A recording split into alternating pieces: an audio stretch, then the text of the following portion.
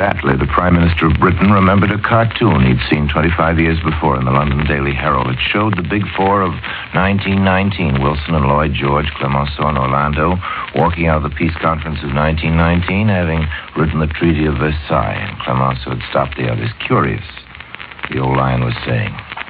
Curious. I seem to hear a child crying. The cartoon, Mr. Attlee remembered, showed a child, a weeping child, labeled in a bitterly wonderful moment of prophecy, Class of 1940. We're very glad that the Prime Minister of Britain has not forgotten the cartoon. We hope he never does. We suggest that a few copies be struck off for distribution among the peacemakers of 1946. Mr. Molotov and Mr. Burns would be well advised to decorate their shaving mirrors with that picture of the weeping child. We cannot think of a better way for them to start their day. Stalin's Yalta promise to democratize Eastern Europe was broken in Bucharest the week after it was made. The Soviet Empire is already reaching from Finland to the borders of Greece, and the grand alliance of the so-called democracies of the West has long since ceased to be a mere diplomatic threat. As the politicos haggle away another summer on such issues as the two-thirds voting procedure, that grand alliance looms over the arguments as a blunt political fact. The United States and the Soviet Union, it turns out, are going to stand together on the broad question of the veto. Borders will be disputed, but the main border is past dispute. The borderline of a divided world shows black enough for the least observant of the observers to spell it out of the headlines. Blocks versus majorities, the big powers versus the small. These are matters for 1,000 editorials today, but most folks who follow the news, even in the most casual sandwich of comic strips, know what time of day it is. And perhaps even the diplomats have taken note that this, in very truth, is the 11th hour. Take me to the Luxembourg Palace, said the newspaper man, according to his own dispatch. To the palace, of course, said the cab driver, where you're all busy preparing for the next war. Collective security, the one world of Roosevelt and Wilkie and Litvinov, are the ashes of dreams. Empires expand and shrink. Borders are pushed back and forth over the hapless heads of the peoples of Europe. The Russian half of our poor little globe is an armed camp. America has defaulted as champion of the freedoms. In foreign policy, Roosevelt's party is playing the Republican game, and Britain's Labour Party is dancing the old dance of death, while the old Tory idea, the Tory ignorance and Tory cowardice, call the tune. Curious. I seem to hear a child crying. No, I'm afraid the Palace of Luxembourg is more likely to be remembered in ages hence as the place where Tom Paine wrote The Age of Reason. Along the Potomac, the dawn rose quiet and cool. Around the floor of the Senate, tired colored men were bent over the worn carpet, picking up the refuse left behind by the 79th Congress of the United States. Among the Senate porters, more than one must have muttered, "Good riddance."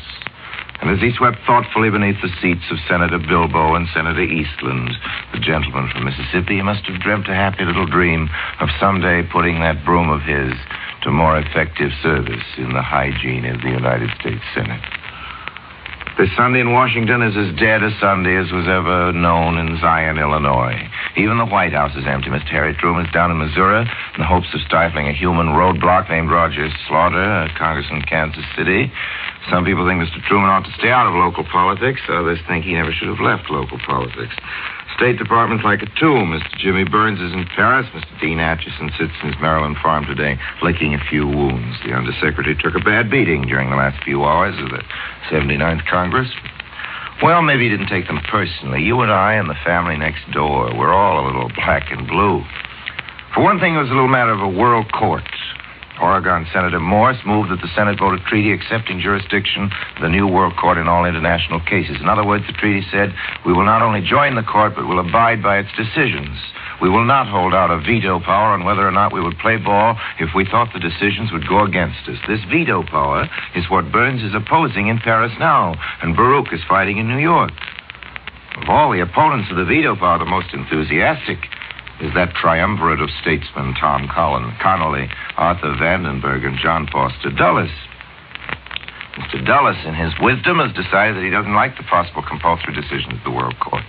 Mr. Dulles, it seems, wants the United States to have a veto power in the court. This, mind you, is the identical Mr. Dulles, who writes those nice long articles in Life magazine calling for war on Russia because the Bolsheviks, those unreasoning savages of the East, refuse in their oriental ignorance to give up the veto power. This is the same Mr. Dulles who drafts some reservations to the World Court Bill. Reservations. Do you know what that word means, reservations? Does it ring a bell somewhere in the back of your mind? Does it strike an unpleasantly familiar chord in your memory of other peace conferences? Reservations? That's precisely the word used by the Honorable Mr. Henry Cabot Lodge when he fought the League of Nations in 1920. Reservations. He killed a league with reservations. The reservations of Mr. Dulles were rendered up in legislative form to his favorite senator, Mr. Vandenberg. These reservations were introduced in turn by Mr. Vandenberg to the Senate. Against these reservations, Mr. Morse battled with stubborn persistence and a stout heart, but to no avail. Up stands the gentleman from Texas, Mr. Connolly, and backs up a queer, gray, formless object known as bipartisan foreign policy. And the result, we have approved the World Court Treaty with reservations. What does that mean, Daddy? It means we have the veto power. Isn't that nice, Daddy? Does that mean the other countries have the veto power? Certainly not. The veto power is like the atom bomb. It's very dangerous if anybody else has it. Memo for the U.S. Mint. Put a new motto on the penny. In us we trust. Curious. You seem to hear a child cry. What do you say to sending 1,000 American students to every major country of Europe and sending 1,000 of their students here? All those thousands and thousands of young people multiplied by the friends they're bound to make ought to make it a little more imperative for the governments of the world to get along together in a sensible climate of good fellowship. I don't mean the students could do it all by themselves, but they could do their bit. Well, there was a bill providing for such a worldwide exchange. Tom Connolly allowed that the $10 million it called for was just another case of foolish spending, that the friends of the bill finally got the elder statesmen to see it their way, and it would have been put to a yea or nay if Lister Hill of Alabama hadn't asked the gentleman from Texas if he would yield. Well, Sir Tom yielded, and Lister Hill took off on an hour's oration concerning the defenses of Pearl Harbor. This gave Tom time to talk to some other thinkers and to remember his train reservations home. Tom didn't want to lose those reservations. There goes that word again, reservation. By the time the senator from Alabama finished his address, that fine exchange project was just another matter for the dustbin of the 79th Congress of the United States of America. And yet, you know, out of all this stupid blundering and floundering, this awful mess, more than a few good bills have been born. Congress is a right confusing thing to watch. Fair estimate of any Congress is hard to come by. This 79th Congress is, for example, the same Congress that scuttled full employment, that failed to pass an anti-lynch bill or to destroy the poll tax, is the Congress that surprised even itself and passed Bretton Woods and the United Nations Charter. Yes, the same Congress that went on that strike-breaking binge of recent and unhappy memory, the same Congress that let the OPA wither and die, increased appropriations for the sick and needy, and passed a much better than decent bill for the control of atomic energy. Almost its last accomplishment belongs on the credit side of the ledger.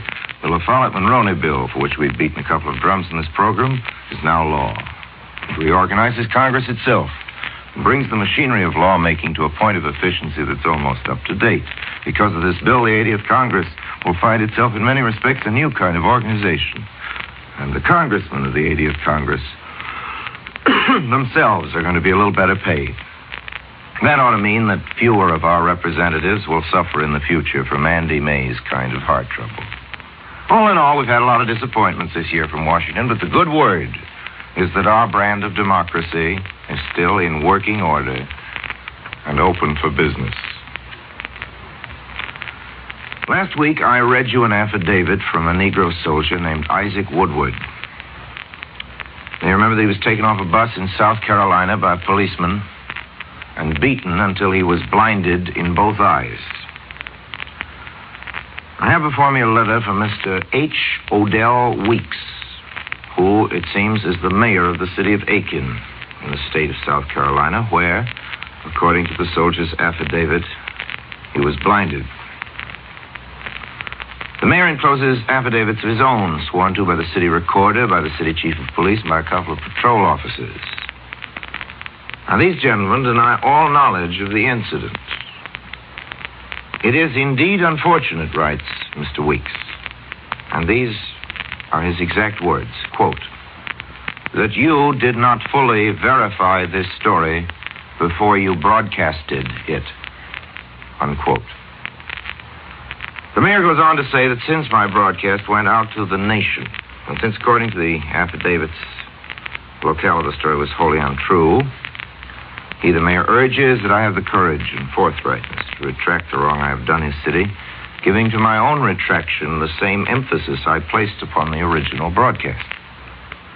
Well, Mr. Weeks, I hardly know how to make affidavits of your city recorder and city policeman as emphatic as Mr. Woodward's in the hospital for the blind.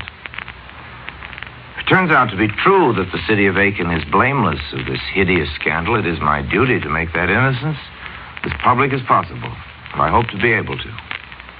But I must warn you that denials are never dramatic, and if I'm to say something exciting about Aiken, it will have to be something better than that a Negro boy was never blinded in its streets. I look forward to giving the subject of Aiken all the emphasis it deserves, but I'm bound to fail without some affirmative material. There are thousands of cities where Negro soldiers have not been blinded. I hope it will be my privilege to announce that your city is one of these. But since the broadcast is going to go out, as you put it, to the nation, let's spice up the retraction with a little good news. I won't ask you what the city of Aiken has done for Negro soldiers or for Negroes or for the blind. I'll only ask you if you're willing to join with me in a manhunt. A man dressed as a policeman blinded a discharged veteran. The blinded boy swears that his tormentor told him he came from the Aiken police. It is surely a more urgent matter for you to apprehend this imposter before he commits further outrages in your city's name than it is to exact from a commentator the cold comfort of apology. You'll get the apology when the facts are clear. Until then, you must understand why it must be deferred. After all, Mr. Weeks, I have not only the affidavits of your policeman, I have also the affidavit of the blinded soldier. Working on the meager clue that there is also an Aiken County, I've sent investigators there and to your city who should bring out the truth, unless it is too skillfully hidden. The soldier might easily have made a mistake, but there's a man in a policeman's uniform who made a worse mistake. And all the retractions in the world won't cleanse the name of Aiken till we find that man. I assure you, Mr. Weeks, I do not doubt the word of your police chief, your patrol officers, or your city recorder, but neither do I doubt the word of the blinded Negro boy. His suffering gives his oath a special validity, and I would take it against the Supreme Court and the President of the United States. Let us say he misunderstood what was said to him, or let us say he was lied to. But just saying that isn't enough. Your city's honor is certainly more important than my pride, but honor and pride are piddling trifles beside a pair of eyes. If it is your point that the boy was lied to, it is my point that we must all of us refuse to rest till we've unmasked the liar. If you want me to say that this awful thing did not happen in your city, then there's an American soldier who believes that it did happen in your city. And I cannot forget that. It is to him, Mr. Weeks, that you should address your first and most indignant letters. They will, of course, need to be transcribed in Braille. Now I see my time is just about up. That's all I have to say to you for the moment, Mr. Mayor of Aiken. And you, ladies and gentlemen, thank you very much for coming to this part of your dial at this part of a Sunday. Please let me join you next week at the same time, and let me hear from you. Your letters are much appreciated. We like reading them on this program. Till next week, then, same time, same station. I remain, as always, obediently yours. This is ABC, the American Broadcasting Company.